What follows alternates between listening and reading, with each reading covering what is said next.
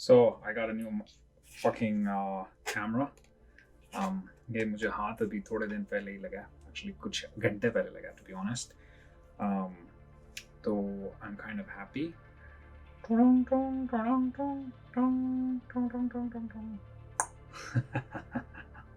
But the point of making the video is to just that I'm a complete absolute beginner with any of these cameras. Like the only thing I've ever used to make videos is webcams. I've used some camcorders in the past. जब कुछ videos बनाया था पाकिस्तान में, but really like I don't have a lot of experience with these cameras. So, anyways, I decided to make a video to just show for absolute beginners like myself who have just been doing the research just today, literally like all the research I've all done about cameras is all today. Like okay, so I just wanted to share that just as a beginners.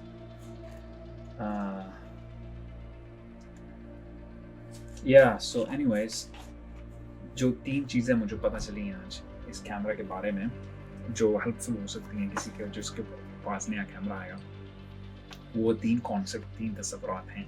एक तो है ISO का, दूसरा है aperture का और तीसरा है आपका बल्ला भला करे शटर स्पीड.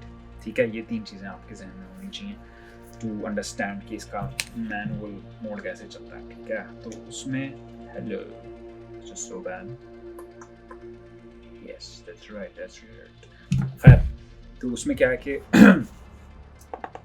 पहली चीज़ है ISO. तो एक चीज़ मैंने ये सीखी है कि it has to do with the sensitivity to light, कि रोशनी को कितना सेंसिटिव है कैमरा, उसका ISO से ताल्लुक है. ISO ज़्यादा होगा तो उतना ज़्यादा सेंसिटिव होगा, ISO कम होगा तो उतना लेस सेंसिटिव होगा. सो अगर आप बाहर वीडियो बना रहे हो, तस्वीर खींच रहे हो, तो फिर ISO कम ही रखो. अगर अंदर बना रहे हो तो फिर बढ़ा दो थोड़ा. बट मसला ये कि बहुत ज़्यादा बढ़ाओगे तो फिर ब्राइटनेस तो बढ़ जाएगी, बट वो नॉइज़ नहीं आ जाता पिक्चर में, जो ग्रीन से आते हैं वो भी बढ़ सकते हैं. सो देख कर देर सेइंग कि यार जितना कम रखो उतना अच्छा है. अगर बिल्कुल ना लाइट आ रही है तो थोड़ा सा बढ़ा दो.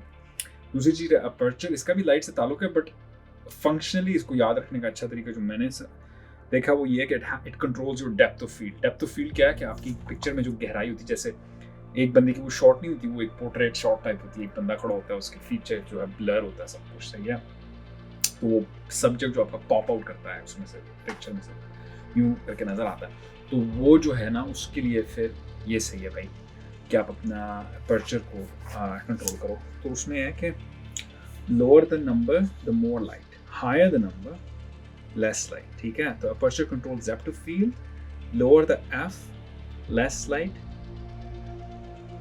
lower the depth of field, higher the f stop number. तो डेप्थ ऑफ फील्ड बढ़ानी है, यानी कि एरिया जिसको आपने फोकस में लेके आना, अगर वो बढ़ाना है तो फिर जो f स्टॉप का नंबर है वो बढ़ा दो. अगर डेप्थ नहीं डेप्थ ऑफ फील्ड सुकेड़नी है, यानी कि नैरो करनी है, तो फिर नंबर बढ़ा दो. और अगर बढ़ानी है डेप्थ ऑफ फील्ड फिर नंबर कम कर दो. इनवर्स रिलेशन है इसका. ठीक है, और तीसरी चीज़ डेप्थ ऑफ शटर ड्यूरेशन, कि कितनी देर तक आपके कैमरे का शटर खुला रहता है, और जितनी ज़्यादा देर खुला रहेगा उतना कम मोशन ब्लर आएगा पिक्चर में, और जितनी कम देर रहेगा उतना ज़्यादा मोशन ब्लर ये है कि हाथ में जो है ना तेज़ ब्लर तो मोशन ब्लर आ रहा है, ऐसे है तो मोशन ब्लर कम होगा. ठीक है, शटर स्पीड अगर आपकी ज़्यादा होगी ना कैमरे की, तो मेरा हाथ यूँ तेज़ भी हिल रहा होगा ना, तो उसमें जब वो तस्वीर खींचेगा तो वो फिर भी पकड़ लेगा उसको. लाइक जैसे सितारे की तस्वीर अगर वो चल रहे हैं, बादल चल रहे हैं, अगर शटर स्पीड ज़्यादा होगी ना तो वो उनके मोशन को कैप्चर कर लेगा सही, बगैर मोशन ब्लर के या कम मोशन ब्लर से के साथ. लेकिन अगर शटर कम देर के लिए खुला रहेगा तो मोशन ब्लर ज़्यादा आएगा, जैसे अभी इस कैमरे में आ रहा है, क्योंकि ये प्रॉबेबली मेरा सस्ता वेबकैम चल रहा है. तो खैर ये 3 कॉन्सेप्ट मैंने अभी तक समझे दोस्तों, तो देखें आगे आगे होता है क्या. तो अगर आप नई फोटोग्राफी सीख रहे हैं तो ये 3 मेन कॉन्सेप्ट हैं, इनको अगर आप समझ लें तो ये बताया जा रहा है कि you will understand pretty much the basics of photography. So I'm understanding the basics too. So there you go. तो मिलते हैं नाजरीन ब्रेक के बाद. बाय बाय, सलाम अलैकुम, नमस्कार.